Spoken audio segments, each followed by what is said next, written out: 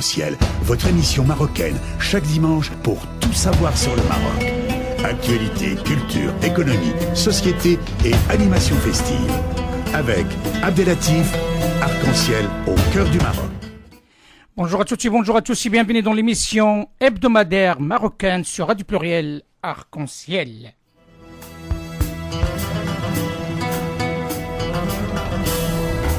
Arc-en-Ciel, la chronique. Un grand merci à notre auditoire international et notamment dans le Royaume du Maroc et aussi en Europe et partout dans le monde. Merci pour votre fidélité et merci pour vos encouragements qui sont des encouragements objectifs et pertinents. Et nous sommes heureux d'avoir en ligne le colonel Alain Corvez. Bonjour colonel. Bonjour monsieur. Bonjour et bienvenue dans l'émission Arc-en-Ciel. Et au nom de notre auditoire international intéressant et intéressé par rapport à notre émission Arc-en-Ciel, on vous dit bienvenue dans cette émission qui est dédiée à la promotion dans un premier temps de la relation exceptionnelle entre la France et le Maroc. Il faut bien spécifier que monsieur Alain Corvez, ancien conseiller du général commandant de la force des Nations Unies déployée au sud Liban, la FINUL, ancien conseiller en relations internationales au ministère des Affaires étrangères et actuellement conseiller en stratégie internationale. Le colonel Alain Corvez, c'est un homme connu à l'échelle internationale et nous sommes heureux d'avoir parmi nous ce dimanche. Et ma première question, si vous le permettez, la situation dans les pays du Maghreb demeure entre autres liée aussi à la politique de la France dans la région et non seulement à des facteurs endogènes. Si l'influence française est claire en ce qui concerne les trois pays de l'Afrique du Nord, qu'en est-il de la Libye, où des facteurs multiples agissant compromettant largement l'avenir de ce pays sur tous les plans? Quelles conséquences sur le dossier de l'islam dans la région, surtout en France? Y voyez-vous? Alors, je vous remercie de votre invitation. Ce que je peux dire d'abord d'une façon générale, c'est que le terrorisme est devenu une plaie mondiale et elle est une plaie à divers égards, à divers titres, mais notamment, je dirais que les premières victimes du terrorisme du terrorisme islamiste ont été des musulmans, parce que cette création du terrorisme islamiste est une création maintenant, tous les experts peuvent en être convaincus, est une création de services d'Arabie Saoudite et de services occidentaux qui les ont aidés, ceci afin d'atteindre des objectifs stratégiques que s'étaient proposés les puissances occidentales et en tête d'entre elles les États-Unis d'Amérique. Donc, le terrorisme, désormais, s'en prend à l'Occident et il utilise des acteurs qui sont des cervelés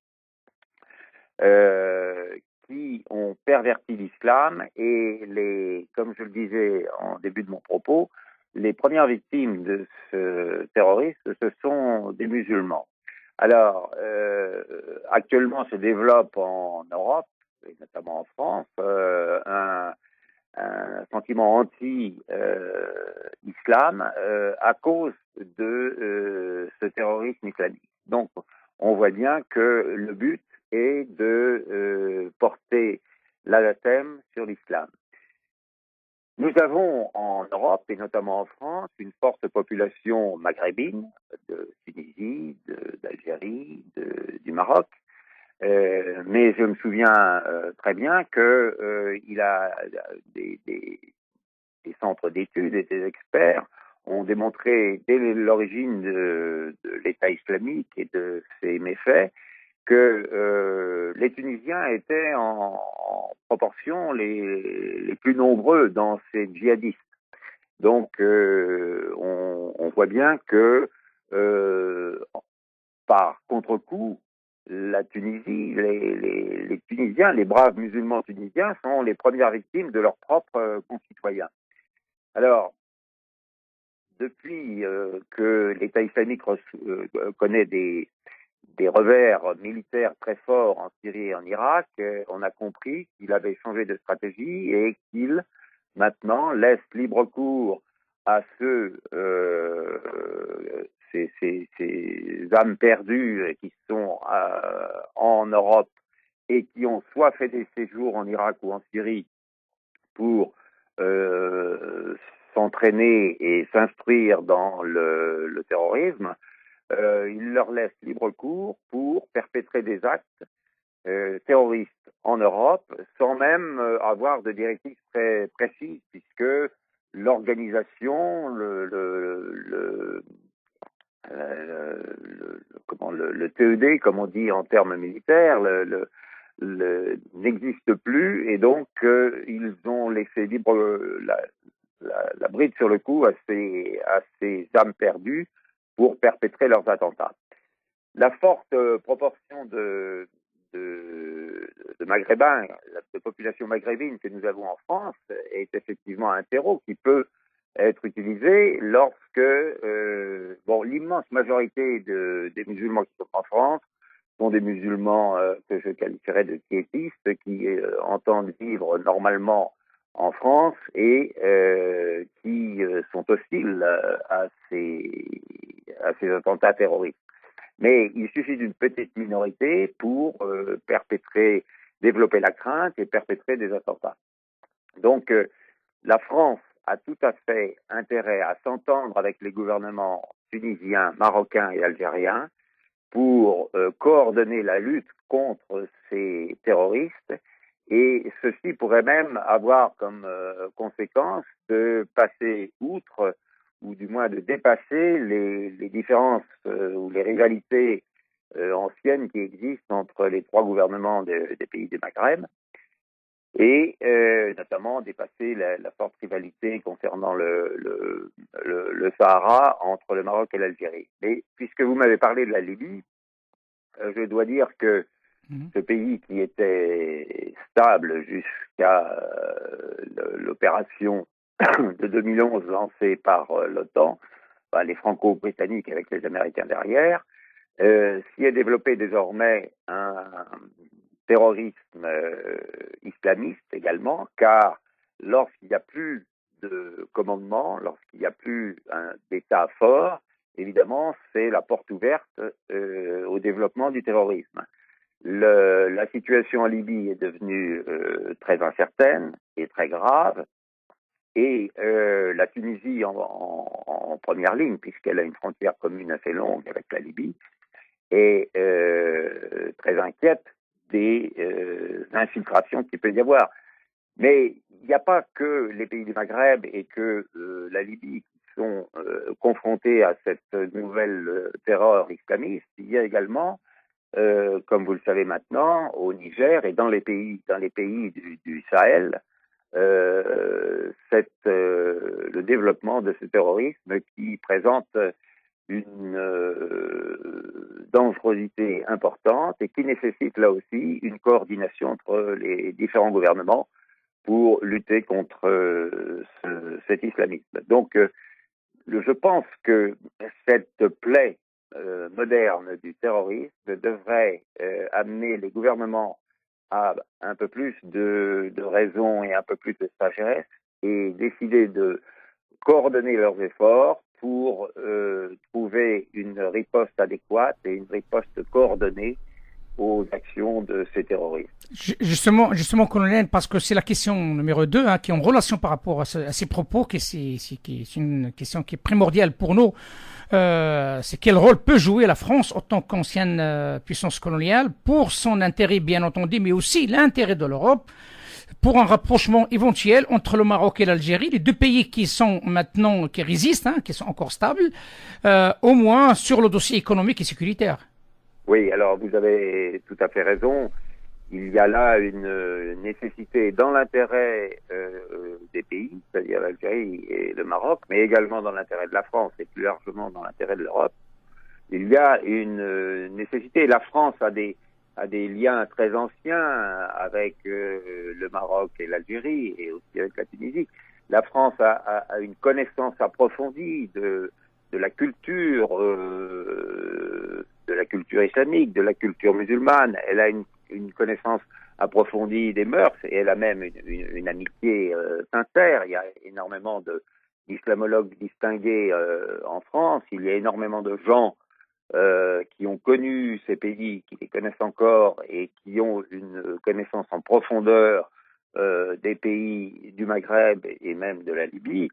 Et donc, cette connaissance et ces liens d'amitié avec ces pays devraient permettre effectivement au gouvernement français de laisser les spécialistes essayer de trouver des réponses communes à ces menaces et d'aider justement les gouvernements du Maghreb à dépasser leur rivalité anciennes, qui n'ont jamais d'ailleurs déclenché véritablement de guerre, mais enfin qui sont des rivalités qui nuisent aux bonnes relations entre ces pays du Maghreb, et à se concentrer sur l'essentiel étant la stabilité et la paix qui sont actuellement menacées par le terrorisme. Donc, effectivement, la France, je souhaite que le gouvernement français joue un rôle en utilisant tous les experts et les connaisseurs du monde maghrébin qu'elle a, écoute les conseils et essaie de coordonner une action avec ces gouvernements pour lutter contre ce terrorisme. Ceci me paraît très important. Justement, colonel, vous avez, je crois, certainement écouté l'intervention de son Excellence Michel Rambourg, ça fait presque 15 jours en arrière, sur nos ondes. Il a parlé de cette situation dans le Maghreb, en tenant compte de la fragilité aussi de la Mauritanie, en tenant compte aussi des mouvements qui sont au Sahel. Et je ne vous cache pas la vérité, il y a une inquiétude qui est importante. Parce qu'on dirait comme quoi on est sur un ring et l'adversaire est reculé. Donc il n'y a que les deux pays qui restent maintenant au fond de ce ring, c'est le Maroc et l'Algérie. Donc il y a une urgence. Comme vous l'avez bien dit, il y a une forte communauté maghrébine, surtout marocaine et algérienne, qui se trouve sur le sol français. Avez-vous des idées ou avez-vous des pistes de réflexion qui permettront certainement à donner envie à nos décideurs de se pencher vraiment sur la question parce que ça devient une question primordiale? Bien, je pense que il faut revenir aux fondamentaux et notamment il faut rappeler que l'islam piétiste, pour employer le terme qui était utilisé au XVIIIe siècle et au XVIIe, XVIIIe siècle pour parler du catholicisme, est une religion avec laquelle la France a toujours eu de très très bonnes relations et des relations amicales et chaleureuses. Pour en revenir à Michel Rimbaud, que je connais bien, c'est un ami, je suis tout à fait d'accord la plupart du temps, même quasiment toujours, avec ses analyses et ses conceptions, parce que c'est un excellent connaisseur des sujets qu'il aborde, notamment le sujet syrien, que je suis depuis les origines de très près, moi aussi. Je pense que la première chose, c'est de comprendre que le terrorisme islamiste est d'abord une menace pour l'islam lui-même, puisque c'est porter l'opprobre sur une religion. Or, le fond du problème n'est pas là. Ça a été dévié. On a réussi à transformer une religion comme étant le porteur du terrorisme et de la plaie mondiale. C'est ça qu'il faut déjà éradiquer et dire que les gens qui pratiquent le terrorisme islamiste ne sont pas des musulmans, en tout cas pas de vrais musulmans. Alors, ça c'est la première chose, il faut clarifier ça, et il faut que les imams algériens, les imams marocains, tunisiens, tous fassent des déclarations qui soient claires et nettes et comprises par tout le monde dans ce sens. Ceci est une première chose. C'est quelque chose de philosophique, mais c'est important parce que, comme je l'ai dit initialement dans mon propos, ce terrorisme a été utilisé à des visées stratégiques par les puissances comme l'Arabie Saoudite et les États-Unis. la guerre qui se déroule en Syrie, on a voulu la présenter comme une guerre de religion, de même au Liban, de même en Irak. Mais en fait, ce sont des guerres de rivalité stratégique entre grandes puissances au travers des pauvres Syriens, des pauvres Irakiens et des pauvres habitants du Maghreb. Donc, il faut revenir aux fondamentaux et voir que les intérêts de l'Algérie, comme les intérêts du Maroc, sont d'abord de convenir de relations, sinon extrêmement amicales, mais en tout cas de relations pacifiées, afin de se concentrer sur le développement économique des deux pays et non pas de consacrer des efforts importants à des luttes qui se répercutent automatiquement à l'intérieur des pays. Donc elles deviennent des luttes intestines parce que les services secrets des pays sont capables de développer au sein des populations des groupes qui nuisent à la stabilité du pays. Donc, je pense qu'il faut, dans cette affaire comme dans d'autres, revoir les fondamentaux et voir quels sont les intérêts primordiaux de l'Algérie et du Maroc. Et les intérêts primordiaux de l'Algérie et du Maroc, c'est de développer économiquement les deux pays dans le calme, dans la dignité, et sans que des combats incessants viennent troubler l'action des gouvernements de ces deux pays. Une dernière question, colonel, concernant l'actualité. Donc, tout le monde suit l'actualité en Birmanie. Comment vous voyez cette situation dramatique de cette minorité musulmane qui se trouve en Birmanie? Alors, je pense que nous sommes très désinformés sur ce qui se passe en réalité. Les Rohingyas, dont tout le monde connaît le nom maintenant parce que ça a été développé sur tous les réseaux sociaux et dans toutes les informations, dans tous les journaux, je crois que, comme souvent, la situation n'est pas noire et blanche, mais qu'elle est plutôt grise. Sans doute qu'il y a une persécution de la minorité musulmane, mais qu'on appelle les Rohingyas, mais je pense qu'il ne faut pas caricaturer la situation et que là aussi, là encore, les rivalités des puissances, des grandes puissances ou des puissances régionales sont en jeu et qu'elles sont tout à fait sans doute en mesure d'alimenter cette lutte entre musulmans et hindous. Je crois que l'Arabie saoudite est active auprès de certains groupes de Birmanie, que le Pakistan est aussi actif, que l'Iran est aussi actif. Donc, vous voyez, je pense qu'il faut pas jeter l'opprobre sur un camp et dire qu'il est entièrement responsable de l'autre, dire ce sont les bouddhistes qui veulent tuer les musulmans ou réciproquement. Il y a certainement des rivalités stratégiques plus grandes derrière et il faut prendre du recul, de la retenue dans ces jugements et essayer de voir comment on peut régler cette question dramatique, parce qu'effectivement il y a eu des crimes de commis et ça on ne peut pas le nier, mais il faut se méfier des fausses informations qui circulent également, comme vous le savez. Sur la Syrie, il y en a eu plein, sur l'Irak aussi, enfin en Libye également, enfin partout il y a de fausses informations qui circulent, et il est certain que là aussi de fausses informations circulent sur ce qui se passe en Birmanie. Je pense donc qu'il y a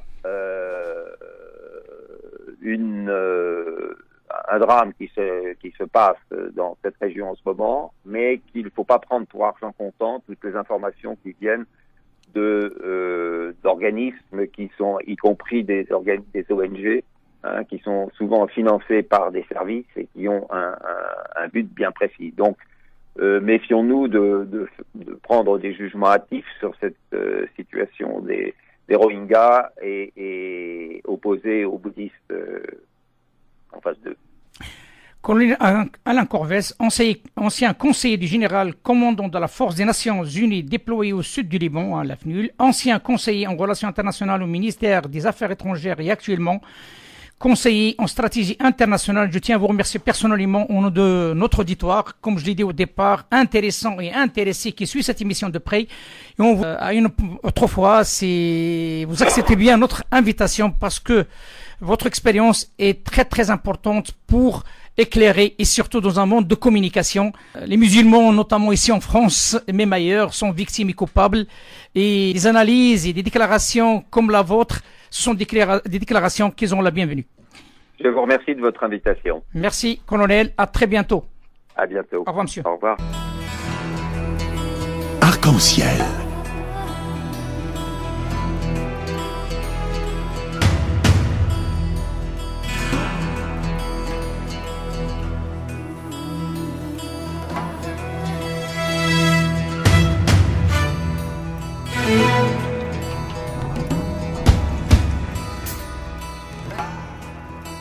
Arc-en-ciel, votre émission marocaine, chaque dimanche pour tout savoir sur le Maroc. Actualité, culture, économie, société et animation festive. Avec Abdelatif, Arc-en-ciel au cœur du Maroc.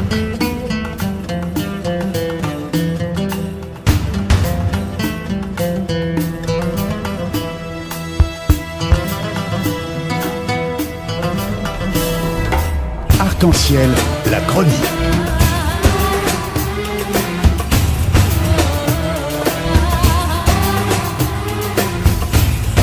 Arc-en-ciel info.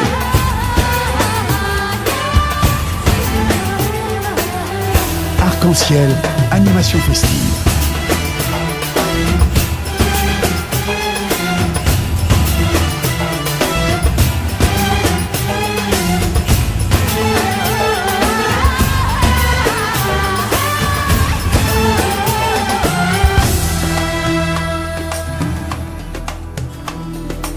Arc-en-ciel au cœur du Maroc.